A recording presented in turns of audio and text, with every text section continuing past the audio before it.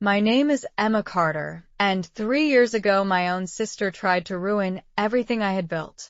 It all started on a freezing January morning in Chicago. At exactly 4:07 a.m., loud knocking woke me from a deep sleep. At first I thought I was dreaming. Then I heard it again. Bang, bang, bang. I grabbed my robe, wrapping it tightly around myself as I hurried downstairs, my footsteps echoing in the quiet house. When I opened the front door, the chilly night air rushed in, but it wasn't the wind that made my heart nearly stop. A small boy was sitting huddled on my porch, trembling violently from the freezing cold. His cheeks were flushed a bright, painful red, and right beside him sat a single, worn-out backpack. As the porch light hit his face, the boy looked up at me, his eyes brimming with tears that were about to spill over. "Aunt Emma," he whispered, his voice cracking. It was my 9-year-old nephew, Noah. "Noah? What happened? What are you doing here?" I asked, panic instantly rising in my chest. He swallowed hard, staring at the ground as he uttered words that hit me like a speeding truck. "Mom said she doesn't want me anymore." Time seemed to freeze. Shocked and heartbroken, I immediately pulled him inside out of the cold, shutting the door on the harsh wind, and wrapped him in the warmest blankets I could find. With my hands shaking, I grabbed my phone and dialed my sister Rachel. No answer. It went straight to voicemail. I tried again, praying she would pick up. Nothing. Just an empty, terrifying silence on the other end. For the next 6 agonizing hours, she completely disappeared off the grid. I sat by the phone, watching the clock tick away, until noon finally rolled around, and my phone lit up with her name. But when I answered, she didn't sound worried at all. Instead, her voice was dripping with pure, unadulterated anger. "Why did you take Noah inside?" she demanded. I stood there in utter disbelief, struggling to process what I was hearing. "Because he was freezing to death on my porch, Rachel." I shot back, my voice trembling with a mix of fury and confusion. To my horror, Rachel just laughed, a cold, bitter sound. "You just couldn't help yourself, could you? You always wanted everyone to think you're the good sister, the perfect one." Disgusted and overwhelmed, I couldn't take it anymore. I hung up the phone. As the line went dead, a chilling realization washed over me. That was the exact moment I knew something was deeply, terribly wrong. For years, Rachel had carried a heavy, toxic jealousy toward me, and it poisoned everything. When I bought my very first home, she shrugged it off and called me lucky. When I poured my blood, sweat, and tears into starting my own business, she spitefully claimed that I must have cheated my way to the top. Even when I got engaged to the love of my life, she maliciously claimed I only did it because I thought I was better than everyone else. Absolutely nothing I did was ever enough to please her. But this time she had crossed a dangerous, unforgivable line. 3 days later, the reality of how far she was willing to go hit my doorstep. The loud, heavy knock of the police echoed through my house. When I opened the door, they informed me that someone had filed a formal report against me for child neglect. I stood there, completely paralyzed and utterly shocked, as the world spun around me. The malicious accusation claimed that I had been the one who forced poor Noah to stay outside shivering in the brutal cold. My jaw dropped in absolute horror. The entire story had been completely, systematically reversed.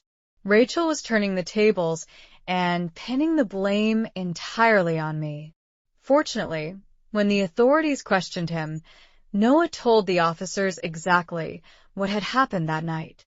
Thanks to his honesty, the bogus case against me was immediately dropped, but Rachel wasn't finished yet.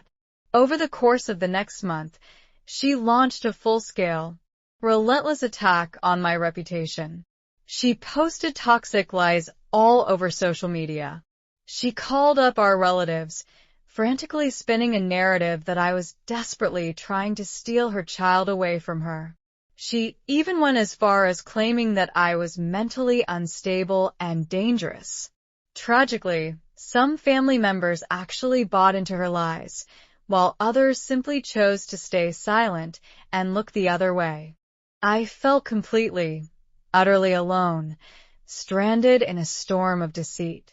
Then, one quiet evening, Noah walked up to me and showed me something that changed the entire trajectory of this nightmare.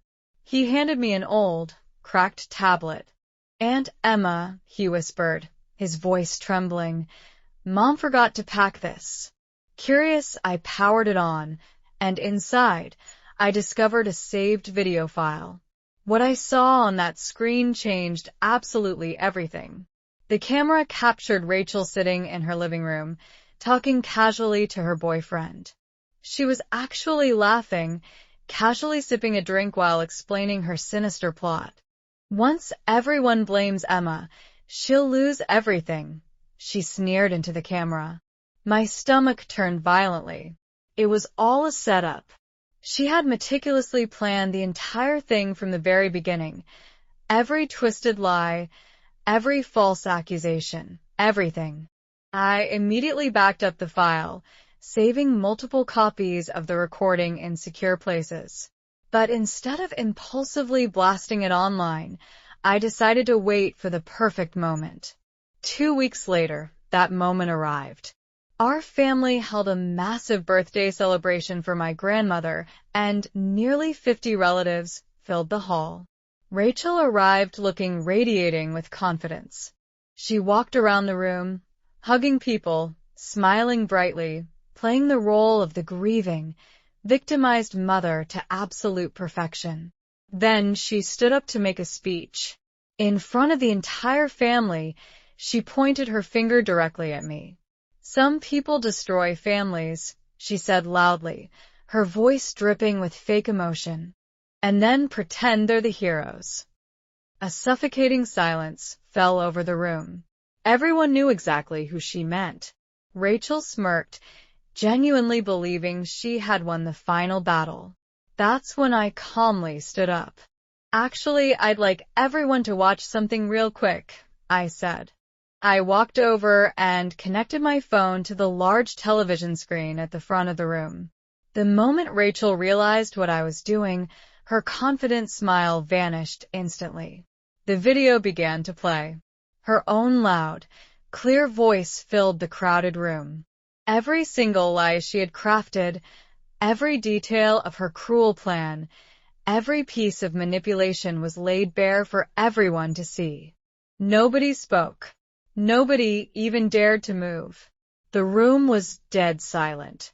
When the recording finally ended, my grandmother burst into tears, heartbroken by the betrayal. My uncle looked absolutely furious, his fists clenched, while my cousins just stared at Rachel in sheer disbelief. For the first time in her entire life, she couldn't talk her way out of trouble. The undeniable truth was right there, projected in high definition. Realizing her mask had been permanently ripped off, Rachel turned and ran out of the room in disgrace. 3 days later, Child Protective Services opened an official, deep-dive investigation into her household.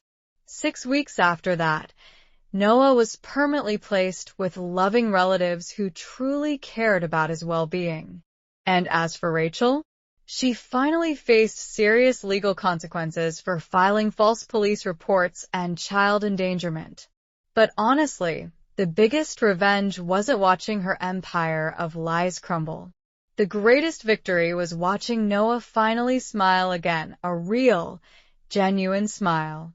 Today, he is absolutely thriving in school. He joined the local baseball team, he laughs constantly, and most importantly, he wakes up every single day knowing that he is deeply loved and safe. They ask for me, this painful journey taught me a profound lesson. Sometimes, the very people who betray you the deepest are the ones who share your blood. But true family isn't defined by DNA. Family is about who actually shows up for you when you need them the most. And on that freezing January morning, a scared, shivering little boy showed up on my porch. Neither of us had any idea back then, but that desperate knock on the door was about to change both of our lives forever.